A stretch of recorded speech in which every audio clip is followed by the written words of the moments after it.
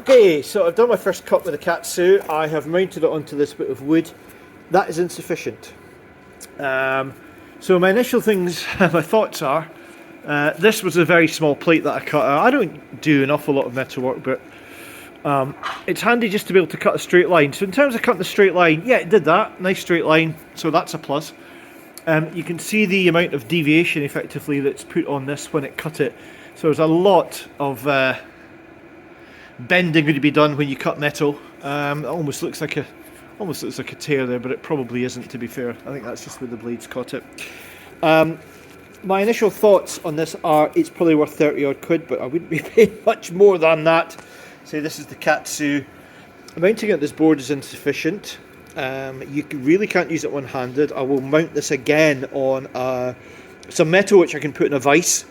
That would be much more useful to be able to hold it. The construction is kind of okay, but what I'll note, two or three things to note are this handle here. Sorry to tip this at a weird angle. Is rubbish. Really is rubbish. So you get a lot of flex in that. In here, you can see that these two bits of metal which the blade pivots on, it really needs a spacer or something in here. There were no instructions with it, there were no other spacers. It almost looks a little bit squint when you're trying to cut with it. Now that may be some clever design, I don't know, but what isn't clever is the fact I've made one cut with this, and I spent a minute or two just trying to adjust these nuts up, but literally these are loose already. I mean, you can see the problem is the amount of flex in that.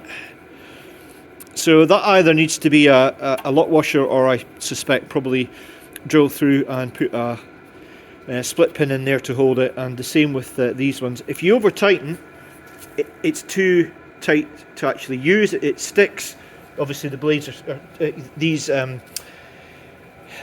blade pivots are effectively pinched too tight. So there we go, that's my initial reactions on the Katsu. It's okay. I would be worried about paying a huge amount of money for this, I'm afraid. Construction does look okay, but it's only okay. You kind of get what you pay for. And this will quite frankly drive anybody daft. You know, and also remember, if you try and pick it up, you can't use the handle because it just comes off. Great for storage and not really good for much else, let's be honest. I would try and put another cut in this, but I actually genuinely do not think I can do this one-handed when I'm using a camera. So let's see if we can. I can't press down on this. There is no lever here, by the way. That's one of the disadvantages to hold this metal down.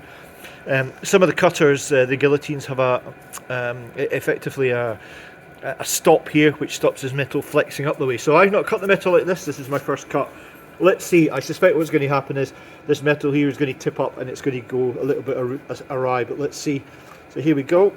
Yeah, so difficult to use even one-handed. Here we go. Let's see if we can do it. Yep, there we go. Absolute rubbish. Tipped up, as you can see. The cut's neat enough.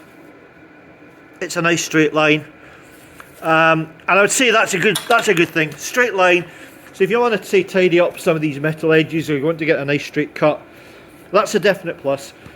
That's probably about the only advantage I can see at the moment.